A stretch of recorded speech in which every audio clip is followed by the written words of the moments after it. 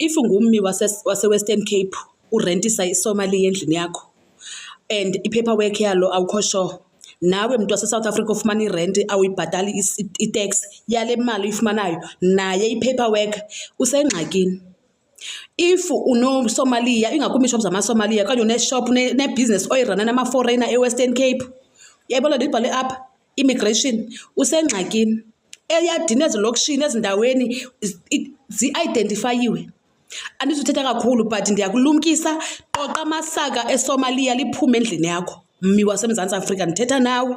Because kaloku andifuni ngomso nangomso bengathi siyaniqobulisa but bekunentlanganiso ibibanjiwe ngendaba ye-immigration because ii-political parties ezinye ziyiphakamele le nto, nasepalamente ibikhe yathethwa uba immigration uzophakama. So susa iSomalia endlini, emsebenzini lizophuma i-foreigner kungene umntu. Itsho into kulo nyaka kudlalwa.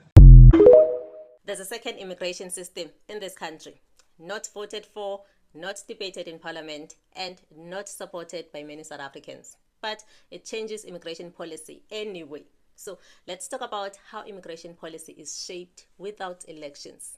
Hi guys, I'm Pretty Mtombeni Umaduma, co-founder of South Africans for Constitutional Reform. And this video is not about attacking anyone. This is about power. Who holds it, who exercises it, and who never voted for it. The Scalabrini Center for Cape Town presents itself as a migrant organization. They provide legal aid, counseling, and integration programs. But that is only one part of what they do. Their own documents say they aim to challenge and influence immigration law and policy. So this is not just humanitarian work. This is policy work. And policy work affects every South African citizen. This organization is not just a local NGO. It was founded by Catholic missionaries, part of a global movement that has worked with migrants since the 1800s. In South Africa, the mission began in 1994. The center itself was registered in 2002. So in other words, this is not just a local community initiative responding to a local problem. This is part of a global migration advocacy movement operating inside South Africa. Here's where the democratic tension begins. This organization openly states that part of its work is to challenge and influence immigration law and policy affecting migrants. And they do that in two ways. Inside the system, through advisory processes, and outside the system, through litigation. This means they help government shape policy and take government to court over policy. Legally, that is allowed in South Africa's constitutional democracy. But it raises an important public question. When does participation end and influence begin? One of the organization's senior figures, who was born in Zimbabwe, James Chapman, sits on the Immigration Advisory Board of the Home Affairs Minister. At the same time, the organization repeatedly challenges the Home Affairs Minister in courts. So, kahle, they participate in shaping policy and then legally fight the same policy. Now, critics argue this is policy influence without electoral mandate. But supporters say this is exactly how constitutional accountability works.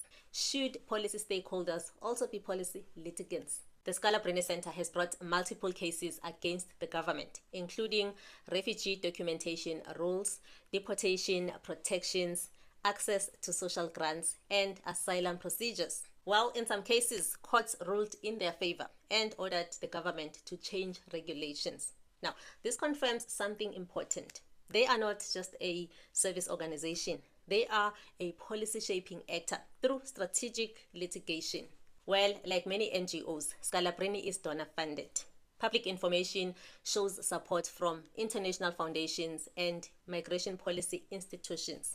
Currently, there's no evidence of direct undisclosed funding from specific organizations such as the Ford Foundation. However, in the NGO sector, kujwayelekile ukuthi ifunding iflowe through consortiums and intermediary grant programs, meaning influence networks can be complex. That doesn't make it illegal, but it does change the nature of the debate because immigration policy is no longer shaped by citizens and their political representatives. It is shaped by networks, courts, and funding structures that operate outside the ballot box. This discussion is not about migrants. It's about governance. In modern democracies, policy is shaped by three forces: government, courts, and civil society. The Scalabrini Center operates in all three spaces simultaneously. Well, some view that as human rights protection. Others view it as unelected policy influence. Understanding that difference is important for us voters. Personally, I believe Ukuthi democracy is strongest when clarity exists, not suspicion and not conspiracy. So the question is not whether NGOs should exist. The question is how much influence should any unelected organization have in shaping our national policies? Let me hear your thoughts in the comments section. Thank you for watching. Employers who hire foreign nationals without the required permits or visas will face the full might of the law. Now, to tighten enforcement, we will hire an additional 10,000 labor inspectors this year. As we undertake these interventions, we insist that the laws of our country must be observed by everyone. We will not tolerate violence and acts of lawlessness directed at foreign nationals. No foreign national should be unlawfully barred from accessing public facilities, including health facilities and schools. To build a stronger South Africa, we need an ethical and capable developmental state. A capable state needs committed and honest public servants with the right skills and a deep culture of service. Over the past year, we have passed significant new legislation to professionalize the public service.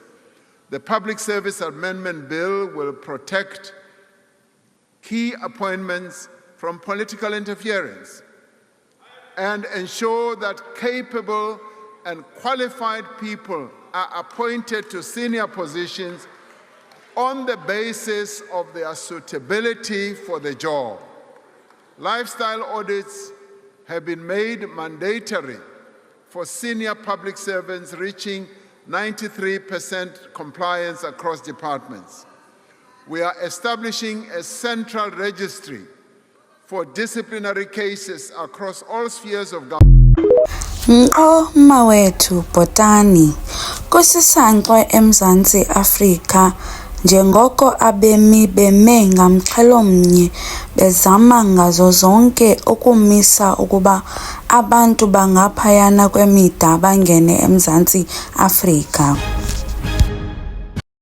Bakhaba ngomane bathi angekhe abemi bamanye amazwe bangene eMzantsi Afrika ukuzothatha amathuba imisebenzi yabo kunye neendawo zabantwana babo zokufunda. Yebethuna kusisankxwe khawukhange lapha.